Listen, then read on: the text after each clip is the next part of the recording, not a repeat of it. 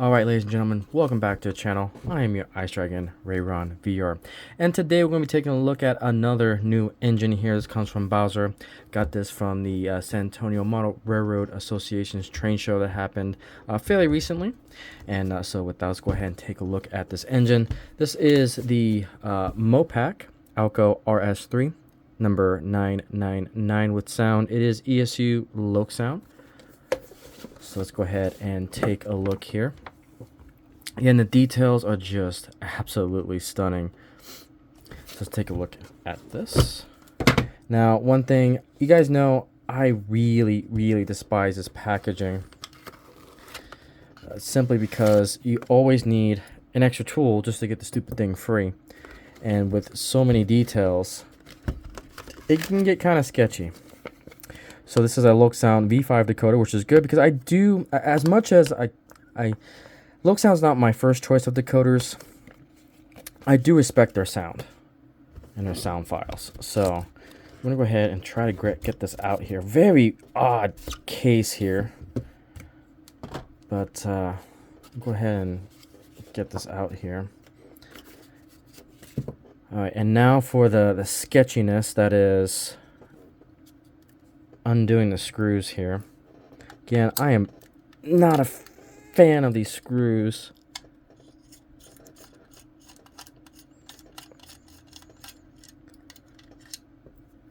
I understand they may keep production levels low, but to be honest with you, for the convenience, I'd rather pay for convenience. Give me a clamshell case, please. Then you don't have to deal with holes in your engines and your chassis and all that. But there's the locomotive. It is free. Now I gotta deal with these screws. That's always a big pain. Because especially if you lose those screws, you're hosed. So, yeah. So now it's just gonna keep it all together here. Get all of the packaging away. I don't want to lose any of those pieces. Alright, now let's take a look at the locomotive. Wow. What do I begin? Where do I begin? This thing is detailed left and right, up and down. Absolutely crazy the amount of details that's on this thing. I'm praying that I don't break like these number boards or these lights or these handrails. Like, there's so much detail to this locomotive. It's absolutely stunning.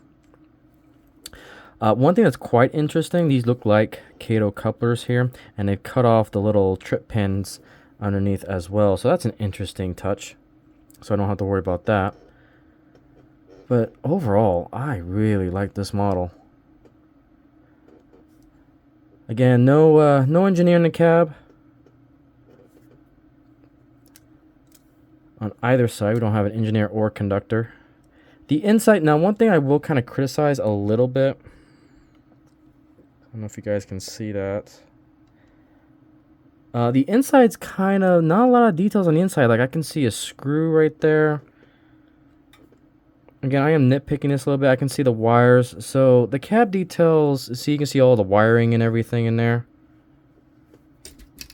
See if I can, there we go. You guys can see that a little bit better.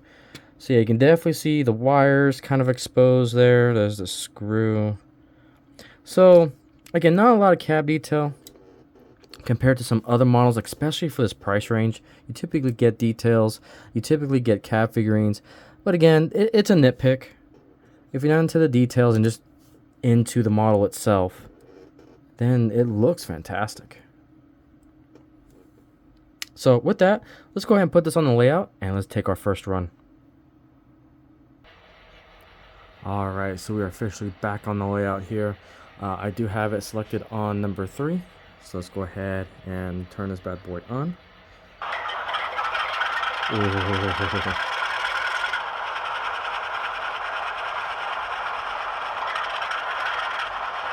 The sound on this RS3.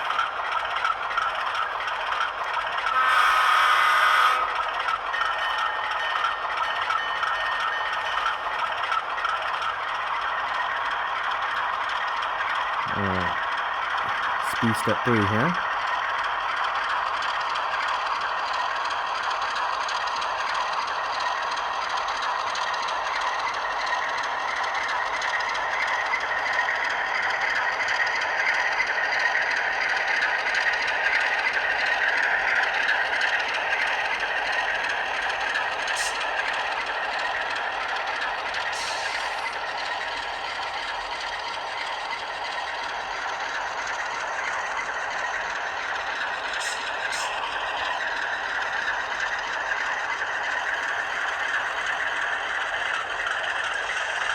There's the reverse lights.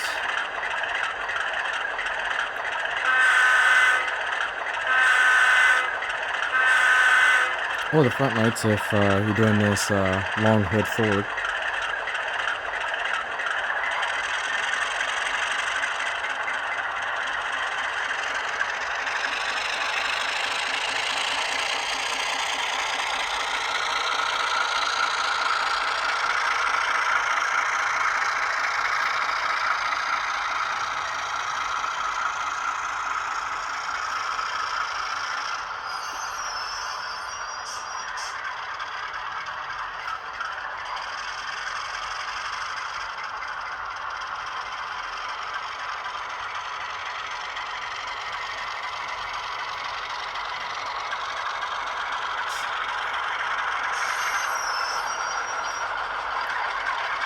Alright, so there's the first run. Let's go ahead and put some freight cars behind this diesel, and let's take it a run away.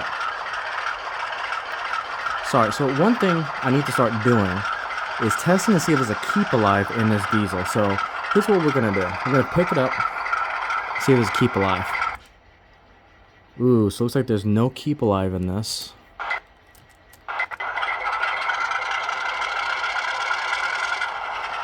So again, we're going to let it get some power back and lift it off the track.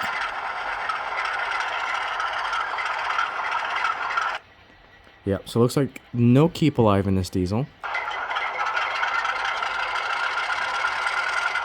So what we're going to do now is we're going to do the pickup test. So I'm going to raise the trucks here.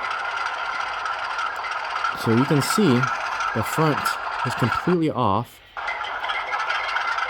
That was kind of my fault. And we got pickup from the trucks back here. And now I want to pick it from the back here. And it's still going. So the pickups on the front trucks and back trucks are just fine, which is good. So that's one thing I want to start testing, because keep alives are actually kind of important for me. Now I know this one doesn't have one, unfortunately, but as the test shows, we should be able to get over switches just fine. So let's go ahead and put some freight cars behind this, and then we'll go from there. Alright guys, so I'm going to be running it long hood forward this time, since I ran the test with the short hood forward. I'm going to pull this empty train here, coal train, and go run the way up.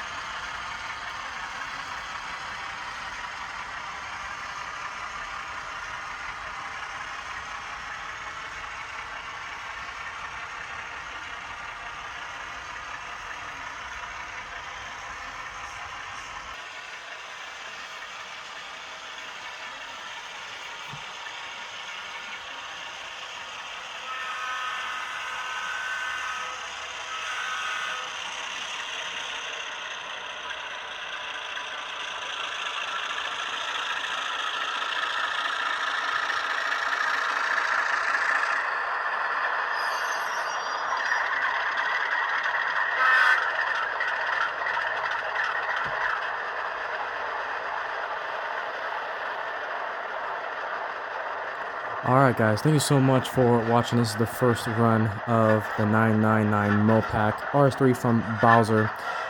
Definitely a great sounding locomotive. Again, no keep alive, but it is what it is in this particular price range. But overall, I enjoy this little switcher. This, again, it's not a switcher per se, but this is the type of locomotive that I would probably bring to an operation session just because it sounds so good. I have to give Lokesound ESU credit. Their sound files and their speakers are just really darn good.